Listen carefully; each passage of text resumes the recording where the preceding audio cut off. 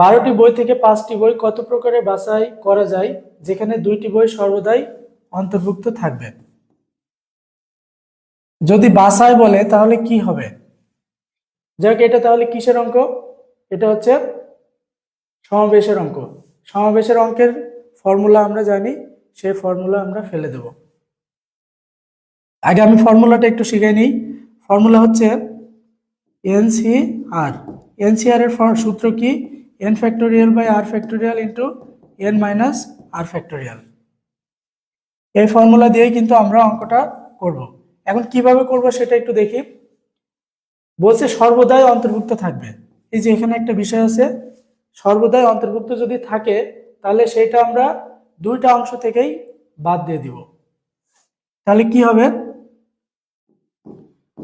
12 minus 2 C 5 minus 2।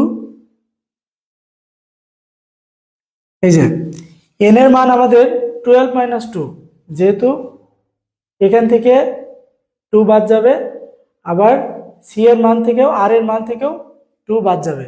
আমি বলছিলাম যদি এইরকম লেখা থাকে সর্বদাই অন্তর্ভুক্ত থাকবে, তাহলে এন থেকেও এটা বাদ যাবে, আর থেকেও এটা বাদ যাবে।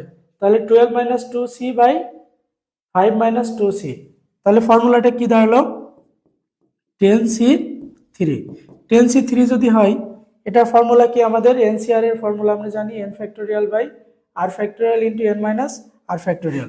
তাহলে উপরে 10 ফ্যাক্টোরিয়াল আর নিচে হচ্ছে 3 ফ্যাক্টোরিয়াল ইন্টু 10 মাইনাস 3 ফ্যাক্টোরিয়াল। তাহলে কি দাঁড়ালো? 10 ফ্যাক্টোরিয়াল বাই 3 ফ্যাক্টোরিয়াল আর 7 ফ্যাক্টোরিয়াল। এটাকে আমরা একটু এই পাশে এনে ভেঙে নিই। 10 ইন্টু 9 ইন্টু 8 ইন্টু 7 ফ্যাক্টোরিয়াল পর্যন্ত ভেঙে নিলাম, কারণ আমরা 7 ফ্যাক্টোরিয়াল কাটতে চাই। আর 3 ফ্যাক্টোরিয়ালকে ভাঙলে কি হবে?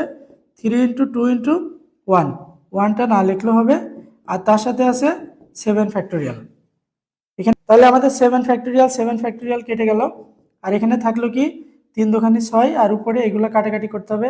3 দিয়ে যদি এটাকে কাটি তাহলে 3, আর 2 দিয়ে কাটলে 4, তাহলে 3 4 12, আর 12কে 10 দিয়ে গুণ করলে 120।